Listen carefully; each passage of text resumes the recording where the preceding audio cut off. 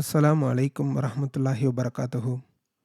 ரப்பி ஷ்ரஹ்லி ஸத்ரி வயஸ்ஸிர்லி அம்ரி வஹ்லல் உக்ததம் மின் லிசானி யஃப்கஹு கௌலி. அல்ஹம்துலில்லாஹ். இதற்கு முந்தைய பதிவில் லைலத்துல் கத்ர் அதனுடைய சிறப்புகளை பார்த்தோம். இப்படிப்பட்ட சிறப்புகளை கொண்ட அந்த லைலத்துல் கத்ர் இரவு எப்போது என்பதை நாம் தெளிவாக புரிந்து கொள்ள வேண்டும். இதை பற்றிய நபிமொழிகளை பார்த்து நாம் அதை அறிந்து கொள்ளலாம்.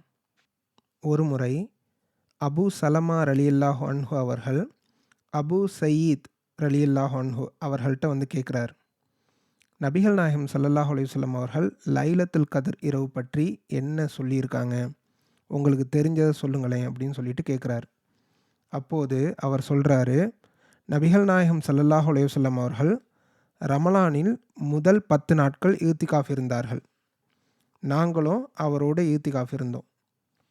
அப்போது ஜிப்ரீல் அலைஹிஸ்ஸலாம் அவர்கள் அவர்களிடம் வந்து, நீங்கள் தேடக்கூடியது, அதாவது லைலத்துல் கத்ர் இரவு இனி வரக்கூடிய நாட்களில் தான் இருக்கிறது அப்படின்னு சொல்லிட்டு போயிடுறாங்க. அதுக்கப்புறம் நபிகள் நாயகம் ஸல்லல்லாஹு அலைஹி வஸல்லம் அவர்கள் நடு 10 நாட்கள் ஈத்திகாஃப் இருந்தார்கள். சரின்னு சொல்லிட்டு அவர்களோடு சேர்ந்து நாங்களும் வந்து ஈத்திகாஃப் இருந்தோம். அப்போதும் ஜிப்ரீல் அலைஹிஸ்ஸலாம் வந்து, நீங்கள் தேடக்கூடியது இனி வரும் நாட்களில் தான் இருக்குது, இனி வரும் நாட்களில் தான் வந்து நீங்கள் தேடக்கூடிய லைலத்துல் கத்ர் இரவு இருக்கிறது அப்படின்னு சொல்லிட்டு போகிறார். ரமலான் 20ஆம் நாள் காலையில் நபிகள் நாயகம் ஸல்லல்லாஹு அலைஹி வஸல்லம் அவர்கள் குத்பா செய்கிறாங்க, சொற்பொழிவு நடத்துகிறாங்க. யார் யாரெல்லாம் நபியுடன் இத்திகாஃப் இருந்தார்களோ அவர்கள் திரும்பி செல்லட்டும். லைலத்துல் கத்ர் இரவு பற்றி எனக்கு காட்டப்பட்டது, அது நான் மறக்கடிக்கப்பட்டு விட்டேன். ஆனால் நிச்சயமாக அது கடைசி 10 நாட்களில் ஒற்றை நாட்களில் தான் இருக்கிறது. அந்த நாளில் நான் களிமண் மீதும் தண்ணீர் மீதும் சஜிதா செய்வதைப் போல கனவு கண்டிருக்கேன் அப்படின்னு சொல்லிட்டு இறை தூதர் ஸல்லல்லாஹு அலைஹி வஸல்லம் அவர்கள் சொன்னாங்க. அந்த காலத்தில் பள்ளிவாசல் இருக்குல்ல, மஸ்ஜிது நபவி, அந்த மஸ்ஜிது நபவி வந்து இன்றைக்கி நாம் பார்க்குற மாதிரி பெரிய கான்க்ரீட் கட்டடம்லாம் கிடையாது. அப்போ எப்படி வந்து மஸ்ஜிது நபவி வந்து உருவாகி இருந்துச்சுனாக்கா, பள்ளிவாசலோட முகடு வந்து பேரீச்ச மட்டைகளாக தான் அமைஞ்சிருந்துச்சு. பேரீச்ச மரங்களை வந்து நடுவில் வச்சு அது மேலே வந்து பேரீச்சை மட்டைகளால் வந்து மூடியிருப்பாங்க. அதுதான் வந்து மேற்கூரை, பள்ளிவாசலுடைய மேற்கூரை. அவ்வளவுதான். கீழே தர வெறும் மண்ணு தான் தர, கொஞ்சம் அப்படி மெழுகுனா மாதிரி வந்து விட்டுருப்பாங்களே தவிர வந்து மற்றபடி இன்றைக்கு இருக்கிற சிமெண்ட் கட்டடம்னா வந்து அது கிடையாது. அதனால் மழை பெஞ்சா வந்து அந்த காலத்து மஸ்ஜிது நபவியில் புதுசாக கட்டப்பட்ட அந்த மஸ்ஜிது நபவியில் வந்து உள்ளே வந்து தண்ணி ஊற்றும், கீழே வந்து இருக்கிற மண் சகதி ஆகிடும். அப்போது நபிகள் நாயகம் ஸல்லல்லாஹு அலைஹி வஸல்லம் அவர்கள் வந்து, நான் களிமண் மீதும் தண்ணீர் மீதும் சஜிதா செய்வதை போன்று கனவு கண்டேன் அப்படின்னு சொல்லிட்டு சொன்னாங்களே. அப்போ இந்த நபித்தோழர் சொல்கிறாரு, அந்த நேரத்தில் வானத்தில் மழைக்கான எந்த அறிகுறியும் எங்களுக்கு தெரியல. ஆனால் சிறிது நேரத்தில் மேகம் எல்லாம் திரண்டுச்சு, மழை பொழிந்தது. அப்போது நபி ஸல்லல்லாஹு அலைஹி வஸல்லம் அவர்கள் தொழுகை நடத்தினார்கள். நபி ஸல்லல்லாஹு அலைஹி வஸல்லம் அவர்களின் நெற்றி மீதும் மூக்கு மீதும் களிமண் மற்றும் தண்ணீரின் அடையாளத்தை நான் கண்டேன். அது அவர்கள் கண்ட கனவை மெய்ப்பிப்பதாக இருந்தது அப்படின்னு சொல்லிட்டு சொன்னாங்க. இந்த அறிவிப்பு புகாரியில் 813வது ஹதீஸாக பதியப்பட்டிருக்குது. நபிகள் நாயகம் ஸல்லல்லாஹு அலைஹி வஸல்லம் அவர்கள் ரமலான் வந்தால் கடைசி 10 நாட்களில் இத்திகாஃப் இருப்பார்கள். எதற்காக? இந்த லைலத்துல் கத்ர் இரவை இழந்துவிடக்கூடாது என்பதற்காக. அந்த 10 நாட்களில் வரக்கூடிய அத்துணை இரவுகளையும் வந்து நபிகள் நாயகம் ஸல்லல்லாஹு அலைஹி வஸல்லம் அவர்கள் தூங்காமல் ஹயாத்தாக்கி அந்த நாட்களில் நின்று வணங்குவார்கள். முதல்ல நபிகள் நாயகம் ஸல்லல்லாஹு அலைஹி வஸல்லம் அவர்களுக்கு லைலத்துல் கத்ர் இரவை பற்றி அறிவிக்கப்படுகிறது. அப்போது வேகமாக தன்னுடைய வீட்டிலிருந்து வெளியே வராங்க, இந்த லைலத்துல் கத்ர் இரவை பற்றி மக்களுக்கு சொல்வதற்காக. அப்போது 2 மனிதர்கள் வெளியே சச்சரவு செய்து கொண்டு சண்டை போட்டுக்கொண்டு இருக்கிறாங்க. நபிகள் நாயகம் இதை பார்த்த உடனே அவர்களுக்கு லைலத்துல் கத்ர் இரவு எப்போது என்பது மறக்கடிக்கப்பட்டு விடுகிறது. நபிகள் நாயகம் ஸல்லல்லாஹு அலைஹி வஸல்லம் அவர்கள்ட்ட சொல்கிறாங்க, இந்த மாதிரி லைலத்துல் கத்ர் 1000 மாதங்களுக்கும் மேலான நன்மை அள்ளி தரக்கூடிய அந்த லைலத்துல் கத்ர் இரவை பற்றி எனக்கு அறிவிக்கப்பட்டிருந்தது. நான் வெளியே வரும்போது 2 பேர் சண்டை போட்டுக்கிட்டு இருந்தீங்க. அதனால் அந்த இரவை பற்றிய அறிவு என்னிலிருந்து எடுக்கப்பட்டு விட்டது. நான் மறந்து விட்டேன் அப்படின்னு சொல்லிட்டு சொல்கிறாங்க. நாம் இந்த விஷயத்திலிருந்து ஒன்றை புரிந்து கொள்ள வேண்டும். முஸ்லிம்கள் தங்களுக்குள் அடித்து சச்சரவு செய்து கொள்ளும்போது அல்லாஹ்விடத்திலிருந்து கிடைக்கக்கூட பரக்கத்து இருக்குது இல்லையா, அல்லாஹ்கிட்ட இருந்து கிடைக்கக்கூடிய அருள் இருக்குது இல்லையா, அதை நாம் தடுத்து விடுகிறோம். அல்லாஹ்விடமிருந்து நமக்கு கிடைக்கக்கூடிய அந்த அருளை நாம் தடுத்து கொள்கிறோம் இது போன்ற காரியங்களில் ஈடுபடுவதன் மூலமாக. இதை சொல்லிவிட்டு நபிகள் நாயகம் ஸல்லல்லாஹு அலைஹி வஸல்லம் அவர்கள் சொல்கிறாங்க, எனக்கு மறக்கடிக்கப்பட்டது உங்களுக்கு ஏதாவது ஒரு வகையில் நன்மையாக கூட இருக்கலாம் அப்படின்னு சொல்லிட்டு அந்த இரவை 25, 27, 29 ஆகிய இரவுகளில் ரமலானில் தேடிக்கொள்ளுங்கள் அப்படின்னு சொல்லிட்டு அறிவிக்கிறாங்க.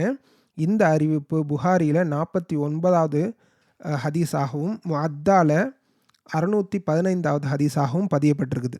இதை போலவே நபிகள் நாயகம் அறிவித்ததாக சஹீஹான ஹதீஸ்களில் 21ஆம் நாளில் தேடிக்கொள்ளுங்கள், 23ஆம் நாளில் தேடிக்கொள்ளுங்கள், 25ஆம் நாளில் தேடிக்கொள்ளுங்கள், 27ஆம் நாளில் தேடிக்கொள்ளுங்கள், 29ஆம் நாளில் தேடிக்கொள்ளுங்கள் என்று சொல்லக்கூடிய தனித்தனியான ஹதீஸ்கள் நிறைய இருக்கின்றன.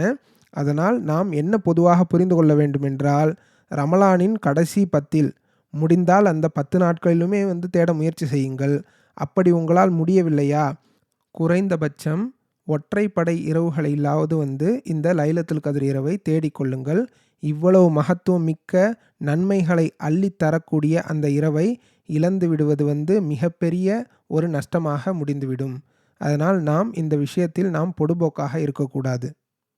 அடுத்து லைலத்துல் கத்ர் இரவில் செய்யக்கூடிய வணக்கங்கள் பற்றி நபிகள் நாயகம் ஸல்லல்லாஹு அலைஹி வஸல்லம் அவர்கள் என்ன சொல்லியிருக்காங்க அப்படின்னு சொல்லிட்டு பார்த்தோம்னாக்கா, எவர் ஒருவர் நம்பிக்கையுடனும் நன்மையை எதிர்பார்த்தவராகவும் லைலத்துல் கத்ர் இரவில் நின்று வணங்குகிறாரோ அவருடைய முந்திய பாவங்கள் அனைத்தும் மன்னிக்கப்பட்டுவிடும் அப்படின்னு சொல்லிட்டு நபிகள் நாயகம் ஸல்லல்லாஹு அலைஹி வஸல்லம் அவர்கள் அறிவித்ததாக அபூ ஹுரைரா ரலியல்லாஹு அன்ஹு அவர்கள் அறிவிக்கக்கூடிய இந்த ஹதீஸ் புகாரில் 35வது ஹதீஸாக பதியப்பட்டிருக்குது. இதிலிருந்து என்ன தெரியுது அப்படின்னாக்கா, நமக்கு முதல்ல ஈமான் வேணும். அல்லாஹ் நமக்காக இந்த இரவை தேர்ந்தெடுத்து கொடுத்திருக்கிறான் அப்படின்னு சொல்லிட்டு அல்லாஹ்வின் மீது நபிகள் நாயகம் ஸல்லல்லாஹு அலைஹி வஸல்லம் அவர்களுடைய வார்த்தையின் மீது முழு நம்பிக்கையுடனும் நன்மை எதிர்பார்த்த வண்ணமாக நமக்கு நிறைய நன்மை கிடைக்க போகுது, இந்த இரவை நாம் தேடிக்கொள்வதன் மூலமாக நம்முடைய பாவங்கள் எல்லாம் அழிந்து நன்மையின் தட்டு கணப்பதற்கு இந்த ஒரு விஷயம் நமக்கு உதவியாக இருக்கும் அப்படின்னு சொல்லிட்டு அந்த ஒரு நினைப்புடன் நீங்கள் அந்த இரவு பூரா நின்று வணங்கினீர்கள் என்றால் உங்களுடைய முந்திய பாவங்கள் அனைத்தும் மன்னிக்கப்பட்டுவிடும் அப்படின்னு சொல்லிட்டு நபிகள் நாயகம் ஸல்லல்லாஹு அலைஹி வஸல்லம் அவர்கள் சொல்லி காட்டுகிறார்கள். தொழுவதை தவிர்த்து நபிகள் நாயகம் ஸல்லல்லாஹு அலைஹி வஸல்லம் அவர்கள் வேறு ஏதாவது ஒரு வணக்கத்தை இந்த லைலத்துல் கத்ர் இரவில் செய்ய சொல்லியிருக்கிறார்களா என்றால் அப்படியெல்லாம் எந்த ஒரு வணக்கத்தையும் நபிகள் நாயகம் ஸல்லல்லாஹு அலைஹி வஸல்லம் அவர்கள் சொல்லித்தரவில்லை. அதே 11 ரக்காயத்துகளை தான் இந்த இரவு முழுவதும் அவர்கள் தொழுவார்கள். நம்மால் அது போன்று தொழுவ முடியவில்லை என்றால் கூட நம்மால் முடிந்த அளவுக்கு அந்த இரவில் எவ்வளவு உங்களால் நின்று வணங்க முடியுமோ அதை போன்று நீங்கள் நின்று வணங்க வேண்டியதுதான். இவ்வளவுதான் நபிகள் நாயகம் ஸல்லல்லாஹு அலைஹி வஸல்லம் அவர்கள் நமக்கு கற்றுக் கொடுத்த வணக்க முறை. இதை தவிர வேறு யாராவது ஒருவர் இந்த இரவில் இப்படி தொழுங்கள், 2 ரக்காயத்து கட்டி தொழுவுங்க, அதில் முதல் ரக்காயத்தில் அல்ஹம்துக்கு பிறகு இன்னா அன்ஸல்நாஹு ஃபீ லைலத்துல் கத்ர் அப்படின்னு சொல்லிட்டு வரக்கூடிய அந்த சூறாவை 7 தடவை ஓதுங்க. அடுத்த ரக்காயத்தில் குல் ஹுவல்லாஹ் சூறாவை 10ஓட ஓதுங்க. அடுத்து இத்தனை ரக்காத்துகள் தொழுங்க, அடுத்து இன்னென்ன வணக்கங்கள் செய்யுங்க அப்படின்னு சொல்லிட்டு யாராவது உங்களிடம் சொன்னால் அத்தனையும் பொய். அது மட்டுமல்லாமல் அது போன்று நம்பி தொழுவதென்பது பிதஅத்தில் கொண்டு போய் உங்களை நிறுத்திவிடும். அதனால் நபிகள் நாயகம் சொன்னதெல்லாம் நீங்கள் நன்மை எதிர்பார்த்து எவ்வளவு தொழுதாலும் அதற்குரிய நன்மையை அல்லாஹ் கொடுத்து விடுவான். இதுதான் லைலத்துல் கத்ர் இரவில் நாம் செய்ய வேண்டிய அமல். லைலத்துல் கத்ர் இரவை பற்றிய மற்றும் ஒரு ஹதீஸ் கிடைக்கிறது என்னவென்றால், ஆயிஷா ரலியல்லாஹு அன்ஹா அவர்கள் அறிவிக்கிறார்கள், அல்லாஹ்வின் தூதரே, லைலத்துல் கத்ர் இரவு எது என்பதை நான் அறிந்தால் அந்த இரவில் நான் என்ன சொல்ல வேண்டும் அப்படின்னு சொல்லிட்டு கேட்குறாங்க. அதற்கு நபிகள் நாயகம் ஸல்லல்லாஹு அலைஹி வஸல்லம் அவர்கள் என்ன சொல்கிறாங்கன்னா, அல்லாஹும்ம இன்னக அஃபுவுன் தொஹிப்புல் அஃபுவா ஃபாஃபு அன்னி. அல்லாஹும்ம இன்னக அஃபுவுன் தொஹிப்புல் அஃபுவா ஃபாஃபு அன்னி. அல்லாஹுவே, நிச்சயமாக நீ மன்னிக்கக்கூடியவனாக இருக்கிறாய், மேலும் மன்னிப்பை விரும்பக்கூடியவனாக இருக்கிறாய். எனவே என்னை மன்னித்து விடுவாயாக. இது அஹ்மது, நசயி, ஹாக்கிம், இப்னு மாஜா, திர்மிதி ஆகிய கிரந்தங்களில் பதிவு செய்யப்பட்டிருக்கிறது. ஆதாரபூர்வமான ஹதீஸ்.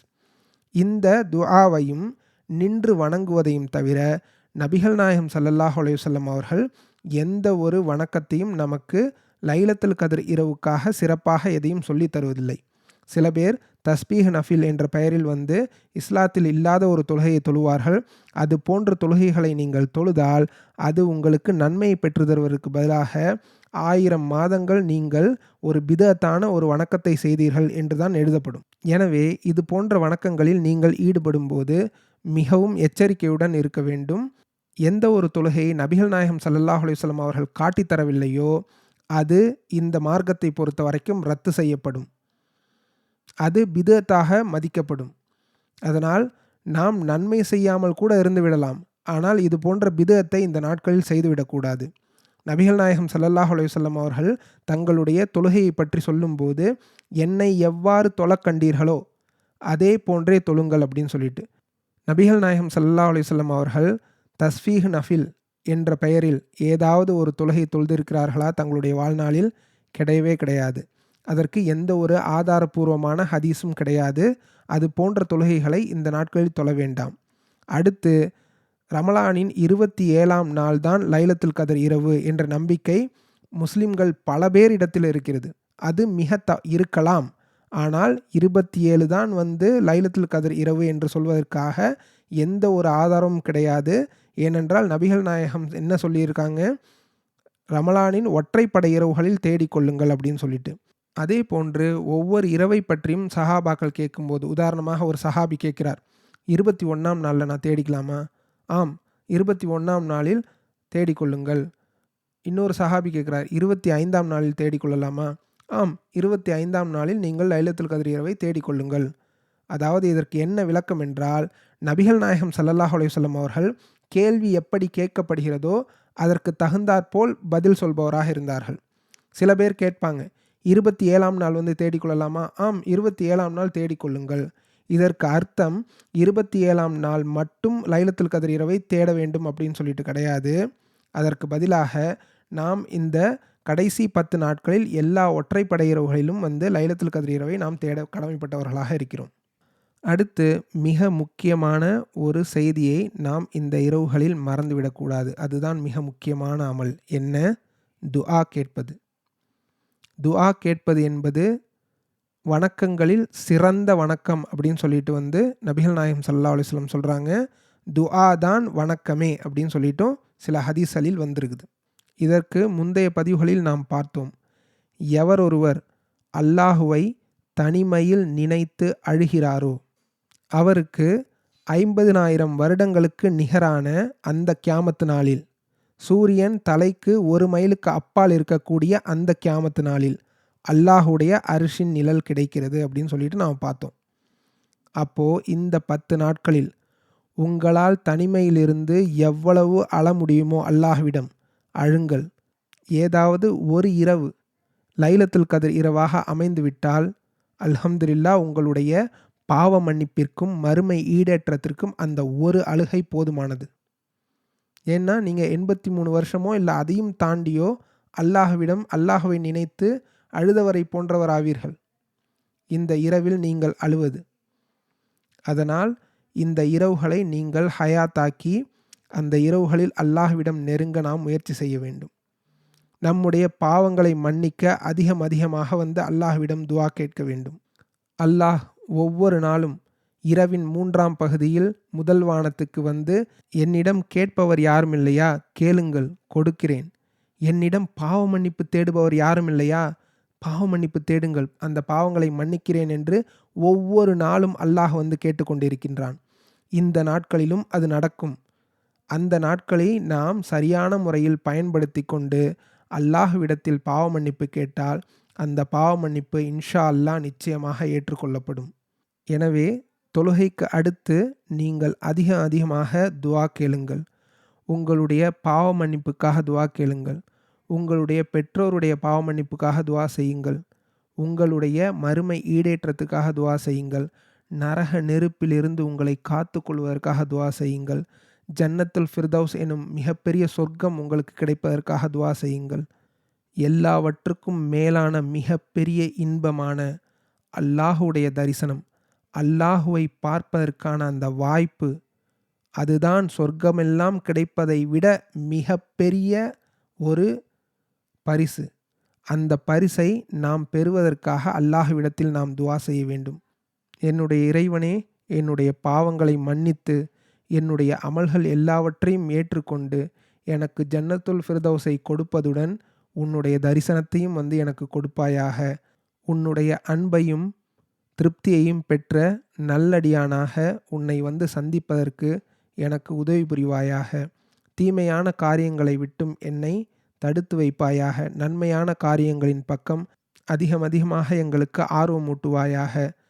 இது போன்ற துஆக்களை இந்த இரவில் நாம் கேட்க வேண்டும். இது வல்லாது குர்ஆனில் கூறப்பட்ட துஆக்கள் ஏதாவது இருந்தால் அதையும் நீங்கள் கேளுங்கள். நபிகள் நாயகம் ஸல்லல்லாஹு அலைஹி வஸல்லம் அவர்கள் கற்றுத்தந்த எந்த துஆவாக இருந்தாலும் இந்த இரவில் நீங்கள் கேட்டு அல்லாஹுடைய அன்பை பெற்றுக்கொள்ளுங்கள். அல்லாஹ்விடத்திலிருந்து பாவ மன்னிப்பை பெற்றுக்கொள்ளுங்கள். இன்ஷா அல்லாஹ் என்னையும் உங்களையும் அல்லாஹ் பாவங்கள் அனைத்தையும் மன்னித்து அவன் திருப்தி பெற்ற நல்லடியார்களில் ஒருவனாக மறுமை நாளில் நம் அனைவரையும் சொர்க்கத்தில் ஒன்றிணைக்க வேண்டும்.